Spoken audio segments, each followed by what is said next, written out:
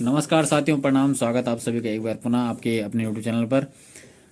साथियों, बहुत सारे लोगं के मैसेज से, कमेंट्स से बहुत सारे लोगों ने मुझे व्यक्तिगत संपर्क करने का प्रयास किया और बहुत तमाम प्रकार के सवाल साथियों के थे एलटी के संबंध में कि 25% रिजल्ट का मतलब क्या है और जो है डीबी में क्या क्या चीज़ें हो रही है। बहुत सारे लोगों का भी डीबी होना बाकी है। आज साइंस वालों का डीबी है और इसके पश्चात एसएसटी का होना है, फिजिकल एजुकेशन का है, ड्राइंग का है, म्यूजिक का है। इन तमाम सवालों के लोग कर रहे थे कि सर डीबी में क्या है, क्योंकि अभी तक वैसे तो बहुत सारे लोगों को पता लग चुका है कि डीबी में क्या क्या चीज़ें वहाँ पर हो रही है, लेकिन बहुत सारे लोगों का अभी भी कन्फ्यूजन बना हुआ है। कोई एड्रेस को लेकर परेशान है कि हमने ये एड्रेस डाल दिया है और हमारे दूसरे में ये एड्रेस है।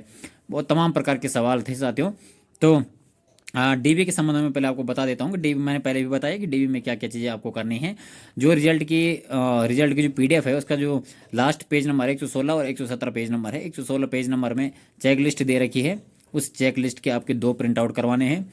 एक एडमिट कार्ड दे रखा है, एडमिट कार्ड का एक प्रिंट आउट करवाना है।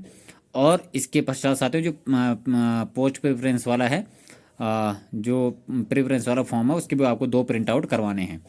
तो ये 5 प्रिंट आउट आप निकालेंगे, 2 चेकलिस्ट के, 2 प्रेफरेंस फॉर्म के और एक प्रवेश पत्र का। ये 5 प्रिंट आउट आप निकालेंगे। इसके पश्चात आपके जो अपने डॉक्यूमेंट है, 10th की मार्कशीट और सर्टिफिकेट, 12th की मार्कशीट और सर्टिफिकेट, ग्रेजुएशन 3 ईयर की मार्कशीट और डिग्री। अगर आपने एमए फिल किया है उस फॉर्म भरते समय तो एमए की भी आप लोग मार्कशीट और डिग्री अपने साथ रखिए। अन्यथा बीएड की मार्कशीट, बीएड की डिग्री और टीटी, सीटेट और यूटेट में से कोई भी जो भी आपने फॉर्म में फिल किया हो, ये सारी चीज़ें, स्थायी निवास, आपका ओबीसी प्रमाण पत्र यदि किसी का है, और अन्य चीज़ें जो है जो अधिमान रहता है उसमें लिखे हुए आप वहाँ पर एनएसएस अपना ऐड कर सकते हैं। और जो चेकलिस्ट में जो है साथियों पूरी चीज़ें डिटेल में वो भरनी है। मार्कशीट है जैसे, तो मार्कशीट जारी होने की तिथि उसमें आगे वैधता की तारीख दे रखी है, तो वैधता मार्कशीट की तो होती नहीं है, आप सभी जानते हैं। लेकिन जो एम्प्लॉयमेंट फॉर्म होता है, एम्प्लॉयमेंट का जो सर्टिफिकेट होता है, ओबीसी का सर्टिफिकेट होता है, इनकी जो है वैलिडिटी होती है, इतने इतने साल के लिए वैलिड होते हैं। तो ये सब आपको उस चेकलिस्ट फॉर्म में फिल करना है। उसके बाद जो आपका पोस्ट प्रेफरेंस वाला फॉर्म है उसमें उसका प्रिंट आउट आप लोगों ने निकालना है। बहुत सारे लोग कह रहे थे कि सर इसमें थंब भी मांग रखा है, क्या ये ऑनलाइन लगेगा ऑफलाइन लगेगा? तो साथ ही वो आपने निकालना है प्रिंट आउट, और उसके बाद उसमें थंब लगेगा आपका लेफ्ट हैंड का, और सिग्नेचर होंगे, उसमें फ़ोटो लगेगी। आप लोग अपनी 6 फोटो अपने पास रखिए, क्योंकि 4 फोटो तो शायद उसमें फॉर्म में लग दी, 4 फोटो, 2 फोटो अंदर वो लोग मांग रहे हैं। जो आपने एलटी का फॉर्म भरा था उसका प्रिंट आउट उन लोगों के पास अंदर पहले से मौजूद है। जैसे ही आप वहाँ पर बैठेंगे तो वो आपको सबसे पहले वही फॉर्म दे रहे हैं, और उस फॉर्म पर आपने फ़ोटो लगानी है। 2 फोटो उसमें लगेगी, और फिर वहाँ पर सिग्नेचर आपके हो रहे हैं। तो 6 फोटो किलो मिलाकर आप अपने पास रखेंगे, पासपोर्ट साइज़ की। 8 भी रख सकते हैं ज़रूरत पड़ी तो, लेकिन 6 फोटो वहाँ पर अनिवार्य रूप से आपको चाहिए। ये तो साथियों इतने सारे डॉक्यूमेंट्स आपने अपने तैयार रखने हैं। एड्रेस का जहाँ तक सवाल है, एड्रेस किसी ने वर्तमान एड्रेस अपना डाल रखा है, किसी ने स्थायी पता अपना डाल रखा है, तो एड्रेस के संबंध में बहुत ज़्यादा कन्फ्यूजन तो नहीं होना चाहिए। एड्रेस का उसमें कुछ होता भी नहीं है। तो कुछ लोगों का सवाल था कि सर हमने, हमारा स्थायी निवास यहाँ का है और एड्रेस हमने यहाँ का डाल दिया है, तो एड्रेस का तो कुछ होता नहीं है। एड्रेस आपने जहाँ का डाल रखा कोई बात नहीं है, लेकिन स्थायी निवास तो स्थायी निवास जहाँ का आपने बना रखा वहीं का होगा, उसमें बहुत बड़ी समस्या नहीं आने वाली है। एफिडेविट के साथ जहाँ तक बात है कि कुछ लोग कह रहे थे कि एफिडेविट का क्या वो है, तो एफिडेविट जो आपको लगता है कि लगाना चाहिए, स्पेलिंग मिस्टेक हो रखी है, कुछ हो रखी है, यद्यपि वहाँ पर बहुत ज़्यादा ध्यान अगर नहीं दिया जा रहा है, फिर भी कल के दिन आपको ज़रूरत पड़ सकती है, तो एफिडेविट आप लगा सकते हैं। किसी के नेम में मिस्टेक है, किसी का कुछ अन्य चीज़ है ना, तो वो एफिडेविट आप लोग वहाँ पर लगा सकते हैं, और वो लोग उसको देख रहे हैं, एफिडेविट को देख रहे हैं। तो ये डीबी से संबंधित बातें हैं। अगर अन्य भी कोई आपके प्रश्न है इसको लेकर के, तो आप पूछ सकते हैं कमेंट के माध्यम से। इसके अलावा डीबी में जो चीज़ मैं मिस कर रहा हूँ यदि, तो वैसे मैं सबको बता दिया कि ये चीज़ें हो रही है डीबी में। तो बहुत आसानी से वहाँ पर डीबी हो रहा है, कोई बड़ी समस्या वहाँ पर नहीं आ रही है। वो लोग बहुत अच्छा मदद भी वहाँ पर कर रहे हैं। वो लोग जहाँ पर कन्फ्यूजन हम लोगों को हो रही है, तो वो लोग मदद भी कर रहे हैं पूरी तरह से, आयोग के जो लोग हैं। इसके अलावा साथियों रिजल्ट को लेकर के बहुत सारे लोगों के सवाल आ रहे हैं। 25% रिजल्ट का मतलब क्या होता है? साथियों जो हमारा एक कैलेंडर निकला था ना, जिसमें एलटी की भर्ती भी थी, तो इस वाले कैलेंडर के जितने भी भर्तियाँ थी, सारे जितने भी रिजल्ट निकले सब में 25% एक्स्ट्रा बच्चों को लिया जाता है।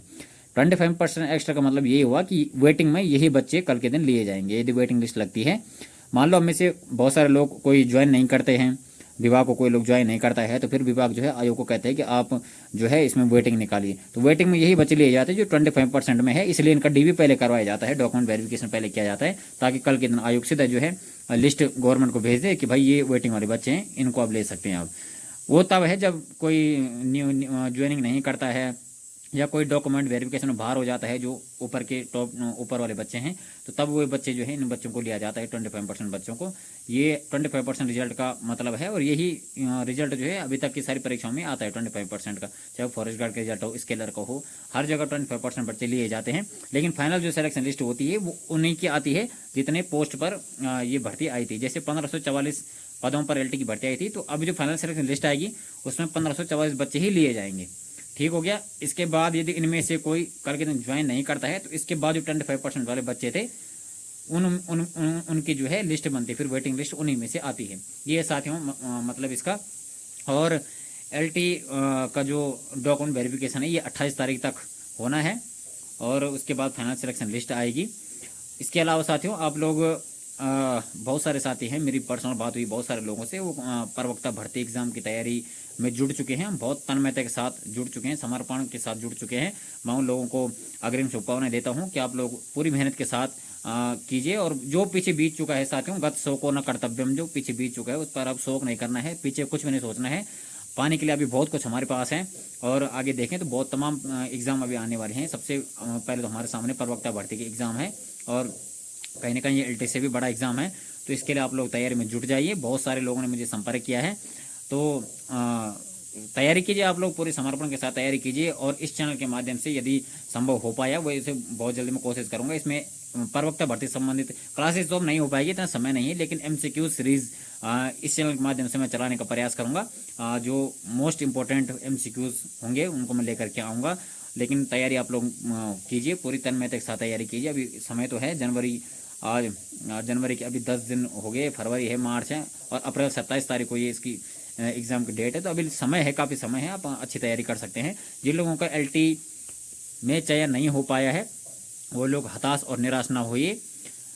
ईश्वर ने आपके लिए इससे कुछ बड़ा सोच के रखा हुआ होगा, ये भी हो सकता है। आप लोग बहुत कम मार्जिन से रह गए हैं, या कुछ नहीं, दुर्भाग्य से नहीं हो पाया आपका सिलेक्शन, तो हम आपके साथ खड़े हैं, हर दम खड़े हैं। मैंने पहले भी बताया है कि जहाँ पर भी जब भी ज़रूरत पड़ेगी तो हम आपके साथ कंधे से कंधे मिलाकर खड़े हैं, चाहे आपके लिए संघर्ष करना पड़े या कुछ अन्य चीज़ मदद करनी पड़ेगी, हम हमेशा आप लोगों के साथ खड़े हैं। आप लोग तैयारी कीजिए और इस चैनल के साथ जुड़िए। आप लोग MCQ सीरीज में इसमें लेकर के आऊँगा, मोस्ट इंपॉर्टेंट MCQ सीरीज लेकर के आऊँगा।